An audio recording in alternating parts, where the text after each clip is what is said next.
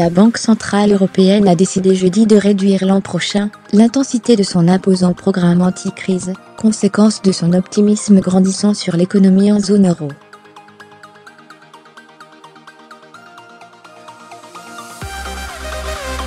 Mario Draghi, président de la BCE, a abandonné son plaidoyer habituel pour une orientation très accommodante de la politique monétaire, et a insisté sur la confiance croissante de l'institution dans les perspectives de croissance et d'inflation, lors de la traditionnelle conférence de presse de l'institution.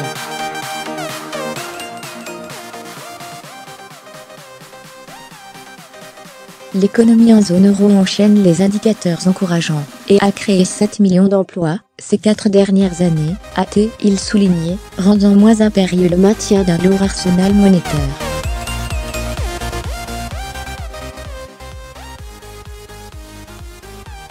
L'institution va donc réduire de moitié ses rachats d'actifs lancés en mars 2015, pour en passer le rythme mensuel à 30 milliards d'euros de janvier à septembre prochain, contre 60 milliards actuellement.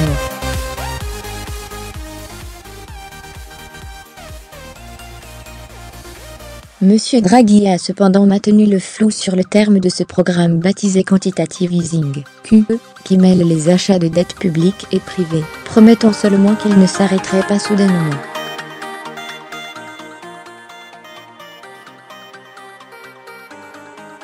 Dans le même temps, la BCE estime qu'un degré élevé de stimulation monétaire demeure indispensable, a prévenu le banquier italien, dans une formule codifiée reflétant la position d'équilibriste de l'institution.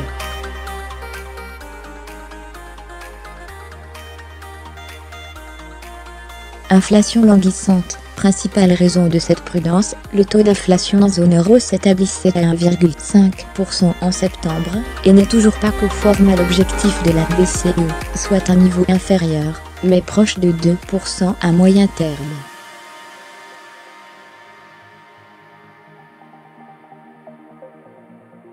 L'évolution des prix devrait même se tasser au clos de l'hiver en raison d'effets de base sur les prix de l'énergie, la BCE ne misant en 2018 que sur une inflation de 1,2%.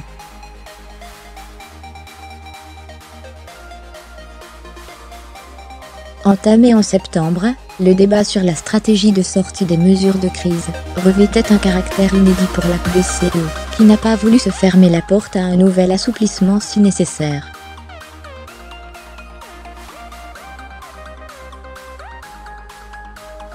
À l'inverse du tour de vis monétaire fermement engagé aux États-Unis, l'institution de Francfort se ménage la possibilité d'augmenter le montant du QE, si les perspectives devaient s'assombrir en zone euro.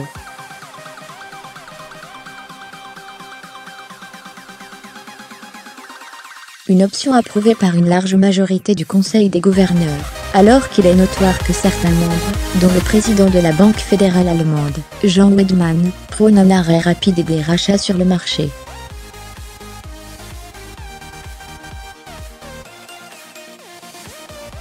La BCE a aussi réaffirmé qu'elle n'engagera de remontée de ses taux d'intérêt, restés à leur plus bas niveau ce jeudi, que bien après la fin des rachats d'actifs, dissipant pour l'heure toute spéculation sur ce point.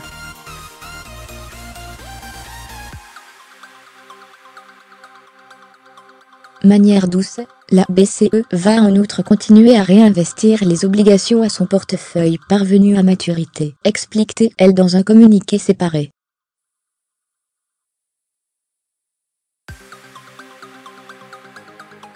Cette précision technique, conforme aux attentes, signifie qu'elle continuera à injecter des liquidités dans l'économie même quand les achats nets du QE seront revenus à zéro.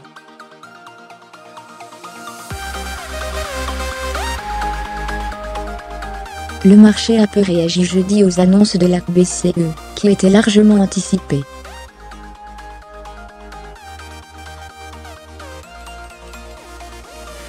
L'euro a perdu un peu de terrain face au billet vert, à 1,1760 $, tandis que les bourses ont connu un coup de pouce à la hausse.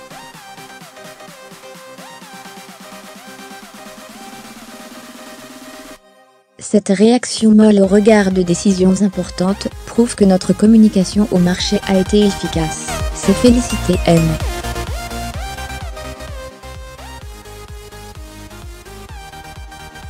Draghi lors de la conférence de presse, soucieux d'éviter tout mouvement de panique des opérateurs.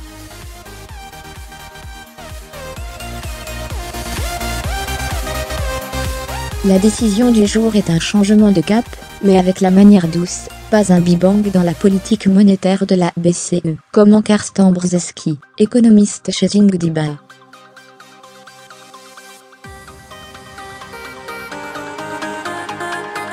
La BCE doit se garder un haut degré de flexibilité en sortant progressivement de cette politique expansive, car les risques pour l'économie et les marchés financiers restent élevés, a estimé de son côté Marcel Fratzsche, président de l'Institut DI à Berlin.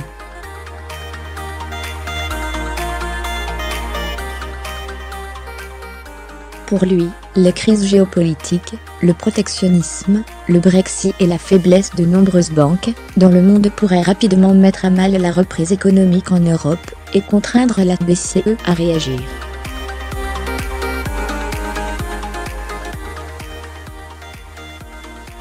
Mario Draghi a d'ailleurs déclaré suivre de très près la crise en Catalogne, même s'il lui semble prématuré de conclure dès maintenant à un potentiel risque de déstabilisation financière pour la zone euro.